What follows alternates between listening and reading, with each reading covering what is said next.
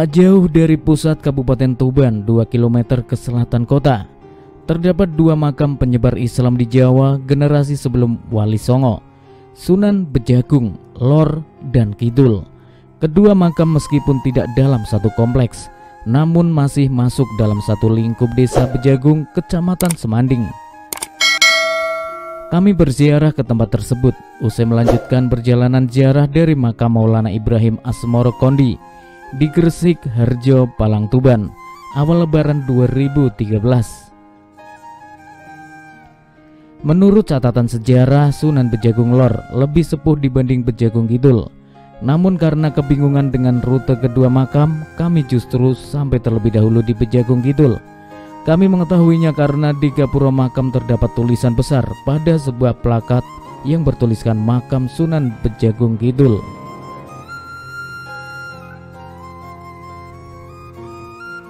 Tiba di sana kami bertemu dengan Mudri, sang penjaga makam.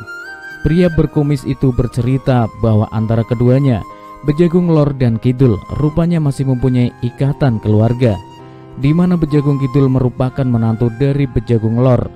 Dahulu sebelum pindah, Sunan Bejagung Lor juga tinggal di daerah Kidul. Pindahnya bersamaan dengan dipindahkannya masjid. Dulu di sana sebelah timur makam terdapat masjid yang didirikan Sunan Bejagung Lor, kata Madri. Ketika berpindah atau uzlah itulah ia menyerahkan misi dakwah di wilayah Bejagung Kidul kepada menantunya, Pangeran Kusumohadi. Konon Pangeran Kusumohadi ini merupakan putra Raja Majapahit, Prabu Hayam Wuruk. Ia pergi ke Bejagung untuk belajar agama Islam.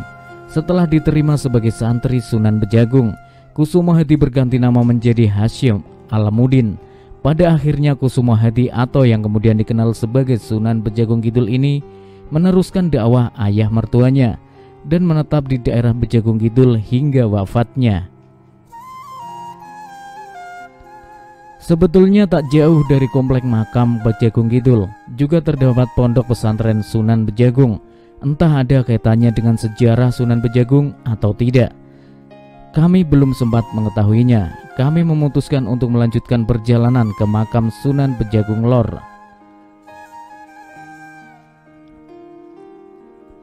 Bejagung Lor nama aslinya yakni Sayyid Abdullah Asy'ari.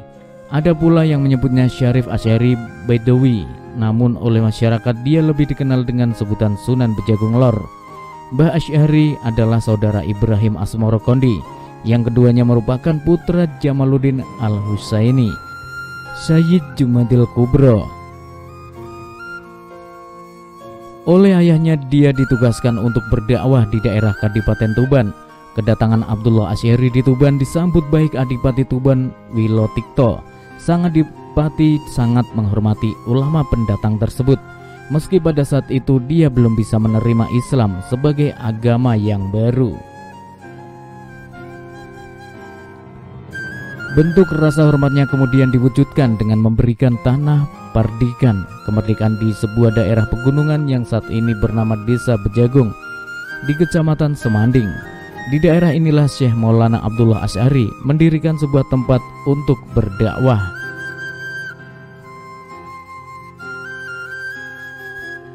Nama Desa Bejagung sendiri menurut juru makam Bejagung Lor, Darmawan, terkait dengan salah satu karomah yang dimiliki oleh sang Sunan. Nama Bejagung diambil saat Sunan mengisi buah mojo dengan air yang agung banyak.